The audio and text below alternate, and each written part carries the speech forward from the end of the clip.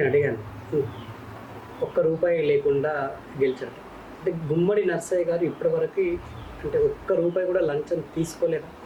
ఒక్క రూపాయి లేకుండా గెలవడం అంటే నేను ఇందాకే చెప్పినట్టుగా మా పార్టీ చేస్తున్నటువంటి పోరాటాలు, మా పార్టీ చేస్తున్నటువంటి పని విధానం, ఆ వెలుగులో ప్రజలు ఆ పార్టీ ఎన్నికల ఖర్చు వాళ్ళే పెట్టుకున్నారు.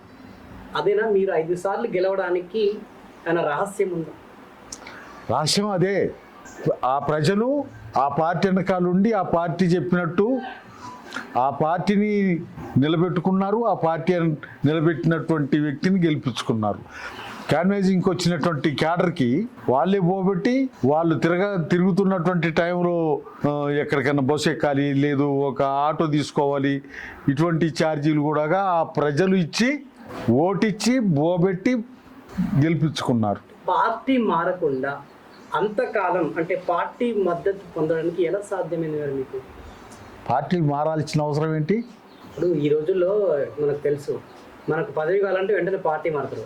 అంటే ఏదైతే రూలింగ్ పార్టీ ఉందో వెంటనే రూలింగ్ పార్టీలకు చేంజ్ అయిపోతూ ఉంటారు. అటువంటిది మీరు పార్టీ మారకుండా 5 సంవత్సరాలు ప్రజల మద్దతు ఎలా సాధించారు? ఈ ప్రజలు ఏమనుకొని ఓట్లు ఇచ్చారు? ఈ ప్రజలు ఏమనుకొని ఓట్లు ఇస్తే పదవుల కోసం పార్టీలు మారాలి. ఆ పార్టీలు మారే వాళ్ళకు విలువలు లేవు. ఆ పార్టీ మారి ఏడుండి ఏం చేసిండు, ఆడికిపోయి ఏం చేస్తాడు? ప్రజలందరూ ఏమి ఆశించి ఈయనకు ఓట్లు ఇచ్చారు? ఆయన ప్రయోజనం కోసం పార్టీ మారితే ప్రజలు ఏమనుకుంటారు? ప్రజల్లో వాళ్ళకు ఉన్నటువంటి విలువ ఏంటి?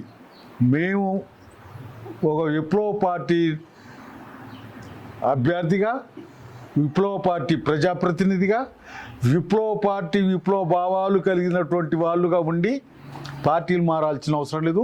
పదవుల కోసం ఎంపర్లాడాల్సినటువంటి అవసరం లేదు. పదవుల కోసం కాదు మేము పనిచేసేది, ప్రజల సమస్యల పరిష్కారం కోసం పనిచేస్తున్నాం.